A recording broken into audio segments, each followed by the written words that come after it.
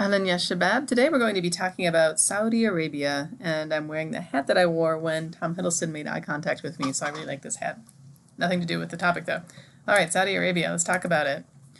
What do you know about Saudi Arabia, and what would you like to know? Well, first of all, I think it's really important to identify where it is. Geography is more important than we realize. So, in the vast scheme of this area of the world, here's Saudi Arabia. It occupies most of the Arabian Peninsula. Here's Mecca, a city we all know of, probably, or possibly, I should say, shouldn't make any assumptions about. Mecca is the city that Muslims go to on Hajj. No non-Muslim is allowed in. And then you have the capital, which is Riyadh, in the center here. And then you have Medina, the city of the Prophet. If you want to know more about Islamic history, we've got, a lot of really wonderful classes here at University of New Mexico in the Religious Studies Department. But this is where Saudi Arabia is located. But before we get into Saudi Arabia, I'd like to talk about one particular story about the case of Jamal Khashoggi. Stranger than fiction. Here he was, a Saudi Arabian dissident. He lived in the U.S., he worked for the Washington Post.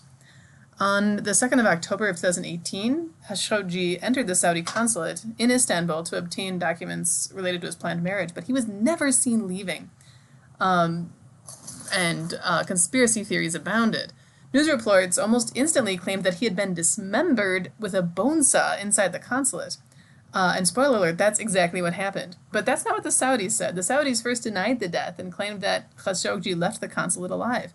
And they went so far as to hire a body double to actually show him leaving the consulate. But you may notice here on the left-hand side is Khashoggi, bald, and on the right side with his body double image, that man is, number one, obviously wearing a fake beard, and number two, has a full head of hair. And also he stole his clothes. But the Saudis stuck with their story for a full 18 days, and then they realized nobody was buying it. So what they said instead was that he entered the consulate and got into a fist fight, which killed him. Yes, the fist fight, the unplanned fist fight, killed him over an argument. And that he'd just been accidentally strangled. The world isn't stupid, and so people the world over did some more digging into this and realized that 15 Saudi Arabians had entered the consulate on a tourist visa, of all things. That's why they were in Turkey, so they said, but yet they stayed for less than a day. So eventually, Saudi Arabia said, okay, you're right. We did kill him and dismember him. The current king of Saudi Arabia, Salman, said, this happened on my watch, but I had personally no knowledge of it. The U.S. response, this is what Trump said, a very, very bad original concept. It was carried out poorly, and the cover-up was one of the worst in the history of cover-ups. POTUS. POTUS stands for President of the United States, by the way. Trump was put in a very, very hard place because the U.S. politically is very, very heavily allied with Saudi Arabia. Not only do they purchase almost all of our weapons, we have a lot of bases there. And not to mention the oil trade and everything else. These are not conspiracy theories, this is just a fact. And the strange conspiracy theory about all of this is the death of Jamal Khashoggi. The fallout from all of this was that on December 23rd of 2019, just last year, a Saudi Arabian court issued the death penalty to 5 officials over the Jamal Khashoggi's assassination. 3 others received 24-year prison sentences. However, Amnesty International claims that this whole verdict against the officials is an absolute whitewash. It doesn't address the role that the Saudi royals had in this situation. She also said that the trial, by she I mean, Amnesty International's Middle East Research Director, Lynn Malouf. She said that the trial was closed to the public and to independent monitors, never a good sign, and the verdict absolutely fails to address the Saudi authorities' involvement. The official line is that, he's just one man. Nobody's noticing the millions we've been starving to death in Yemen, so they probably won't notice him either, or they'll forget about him. And sadly, that's been the case so far. So Saudi Arabia, did you know? It's only one of only 4 countries in the world to not mandate paid leave for mothers of newborns. Doesn't require companies to give workers any paid vacation or sick days. It's the 4th largest wealth gap in the world, and it's the 3rd worst poverty rate among developed nations. It incarcerates more of the population than any other country on earth, percentage-wise. Oh wait, did I say Saudi Arabia? I meant that's the United States of America. Manipulation. Speaking of manipulation, there's a very, very manipulative film on Netflix, if you're interested, called Saudi Arabia Uncovered. according to one set of very carefully tailored interviews and pieces of information. We could easily create, I think, a similar video about the United States Uncovered, showing specific scenes that are all true, but again, just one story. So we have to be very, very careful when we watch stuff like Saudi Arabia Uncovered, or even any of the movies we'll be watching here. Read anything, right? Because what is the agenda and where is the bias? There's always an agenda, there's always bias, including university courses like the one you're taking right now. So what is my agenda, you may be asking? It's to give you some information on the many varied cultures of the Arabic-speaking world, the Middle East. Some. Emphasis on some, because we can't possibly learn all there is to know about Saudi Arabia after watching Wadjda. Watching this week, it's just one story. Just like we can't possibly learn all about the US and its mafia problems if we watch The Godfather. One story told by very specific individuals, adapted from a book. So what do I mean by a single story? Watch this. As we watch movies throughout this class, and as you blog about them, please keep in mind that be mindful, you are watching a single story. So we will not become experts on the Middle East after watching a selection of movies any more than we're experts on America by watching Captain America and other Marvel movies. Sure, it does provide an insight into our culture, whatever that is, to a certain extent, but it's not really reflective of America. So what will we become, and what is the point of this course? Now is as good a time as any is to remind us of the course learning objectives. Course SLOs, which are identify where the Middle East is located. We're getting there. Analyze some history of the region where applicable to movies watched. Examine and critique movies from this region. Compare and contrast individual perceptions, yours, about the different peoples and countries of the Middle East before and after watching the course movies. Learn how cinema can manipulate us and our opinions, or possibly professors. Develop a blog or vlog that critically examines movies and attempts to persuade the reader or viewer of your opinion. Why is your opinion about the movie correct and ours is not? And then also at the end, create a project that demonstrates an aspect of the course that was meaningful to you. More on that later. So this week we're watching Wadjda. It's a great movie. I personally really like this movie. It's enjoyable to watch. We're out of the documentaries for those of you who don't like those. And some things I want you to think about while you're watching the movie. So for instance, driving in Saudi Arabia. Until very recently, women were not allowed to drive based on a very strict interpretation of the Quran and Sharia law. They're the only country that insisted that women shouldn't be allowed to drive. So it's a plot point. You have these women who are stuck and are not allowed to leave unless they have a driver. And the drivers are always men. And they're usually not a part of the family. Harassment is an issue, like it is everywhere. And there's always construction workers. Here you have a scene where he's saying, "Let me touch those little apples." It's just disgusting, but Saudi is not alone in this issue. The nail polish issue. These are no spoilers here, but at some point, girls get in trouble for painting their nails. And it's not just about banning makeup or any of these issues. It's because of wudu. So everybody in this movie is Muslim. And in order to perform wudu, which is the ritual cleansing before you pray to make sure that you're presentable to God when you pray and to not be dirty, some say that nail polish, you can't wear nail polish if you pray. Because what if there's dirt underneath your nail polish? You need to be able to get out those fingers to wash them. Some people get around this by leaving one nail unpolished, and there's a lot of conversations about these kinds of things. But this is why this nail polish was a bigger issue than we in the West might understand or realize. Stereotypes of Arabs. Stereotypes exist everywhere. One of the stereotypes is that Arab men love cologne, and Wadjda fires at somebody at one point, even your cash reeks of cologne. But this is the question, because this movie is by Arabs for Arabs. Are they perpetuating stereotypes, or are they embracing and making fun of them? Can we call it a stereotype if the people making the movie are themselves Arabs? I leave this to you to discuss. So the mother in the movie is working. Why? Because she comes from not the wealthiest of families, but wealthy enough. And here's the question, who pays for what? Because the mother says, should I pay for it? Why can't you pay for once, talking to her husband? And he says, all your cash is in your woman's saving fund. There's an idea in the Middle East that the man should provide for everything. The man goes out and works and pays for everything in the home. And that includes, the rent and the food and the driver, et cetera, et cetera. If the woman works, that money's just for her. She is under no obligation to pay for anything in the family.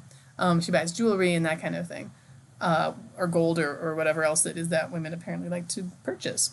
That's not how it often plays out in reality, but this is one excuse that people use to pay women less in Saudi Arabia and elsewhere. Here in the US, we don't really have an excuse, I guess. Anyways, covering up in advertisements. In the background, this isn't even a plot point, but you'll notice advertisements like this one has been blocked out. And this is because in Saudi Arabia, where things are incredibly conservative, you're not allowed to look at any part of a woman's body other than her face or hands, or apparently your head will explode. Okay, notice this woman, Ahed Kamal. What an actress. She gives just an absolutely stellar performance, as does the actress who plays Wadjda. But every time I watch this movie, I'm more impressed with her particular performance. She's the headmistress of the school that Wadjda goes to. There's a family tree scene, a famous one, where Wadjda's looking at the family tree, and her name isn't on there. It's only the men's names. This isn't the case everywhere in the Middle East. I just want to let you know this. This is particular to this particular family in this part of Saudi Arabia.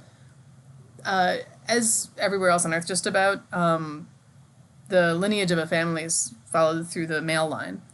And this is really important in the Middle East because everybody wants to trace their own lineage back to the Prophet Muhammad, sallallahu alaihi wasallam. So family trees are very, very important in the Middle East to this day. And this is a plot point here too, where Wadjda gets a little bit upset about this, as anybody with a brain would, I think. Early marriage is a huge issue in the Middle East. So one of her fellow students got married, even though she is quite young. This absolutely does happen. In Yemen, a law was recently passed, by recently I mean 10 years ago, that says you can't get married unless you're 18 years old. But the issue with the law is who enforces it. So early marriage is a huge problem. People use, again, I don't know, things as excuses to marry women very, very early. And it's an issue. But it's not all gloom and doom, of course, in Saudi Arabia. You have this shopkeeper, you can see him in the background here. Watch this man and this gentle soul, if you were, to how he reacts to everything in the movie. It's really well done. He does a good job, too. Some information about the film. Wadjda was released in September of 2013. And it says here, on Saudi Arabia, in the blistering heat of April 1st, something remarkable happened for the first time in history. Women were granted the right to ride bicycles in parks and recreational areas. Okay, maybe spoiler alert, Wadjda is all about a girl wanting a bicycle. So what's the catch, I hear you ask? Okay, they have to be accompanied by a male relative and dressed in the full Islamic head-to-toe abaya. Not the easiest thing to bike in. So what's the deal with riding a bike in the Middle East? So in both 2013 and 2016, Egyptian women organized bike riding campaigns that sought to stand up against street harassment and break down toxic conventions. In Yemen, there was the Yemeni Women's Bike Group, founded in 2015. It promotes women's cycling in the face of fuel shortages and in the civil war-addled country. In September 2018, Iranian women rallied via social media to defy a fatwa forbidding them to cycle in public by using the hashtag Iranian women love cycling. Incidentally, fatwas are not laws. I want to make clear about that. A fatwa is just a religious opinion that can only be issued by an imam. So it's up to you in Islam whether or not you want to follow that fatwa. This is an FYI. Okay, Iraq. A country that has been exhausted, yikes, that's a typo, exhausted by war for nearly 15 years, has a cycling activist in the form of artist Marina Jabbar. She started organizing rides through Baghdad as a way of challenging ISIS and extremist thought. Saudi Arabia, the ban on women's cycling was lifted in 2013, but some say it was simply lip service to critics, as they must still be accompanied by a guardian. In Saudi Arabia, absolutely you have to be accompanied by a male guardian, should be a member of your family, everywhere you go. Recently, and this just happened in 2020, Tunisian cyclist Sarah Haba traveled from Cairo to Saudi Arabia in 53 days. Arabia, where the distance and difficulty were really small in comparison with what I went through. I was tensed before reaching Mecca. Didn't really know if I'd be allowed to enter that city cycling by myself because she was without a guardian. She did this alone. So Saudi Arabia, women expected to progress on foot or in cars, always well supervised, and preferably with the utmost slowness and delicacy. Just kidding, that's not Saudi Arabia. That's here in the United States. In the 19th century, women were expected to progress on foot, in carriages, or on horseback, always well supervised, and preferably with the utmost slowness and delicacy. And they say that bicycling, that when it first came out in the 1800s, it didn't just give women a way to get around freely, finally, it also surprisingly played a role in women's sexual liberation. Some people believed that if women went around straddling something, they would start having orgasms. And this was one of the arguments against bicycling in another version of Weird But True History. And by the way, this idea that women having orgasms was bad. That was a bad thing. Whatever. All right, so for those of you at home thinking the 19th century is ancient history and we are so far beyond all of this here in the West, I had a student when I first started teaching at the University of Oregon. She had not been allowed to study Arabic in college when she was younger because she was told that as a woman, her head was smaller than a man's, and Arabic was so hard that her head would explode if she were to study Arabic. She was told her head would literally explode, just like that famous scene in Scanners.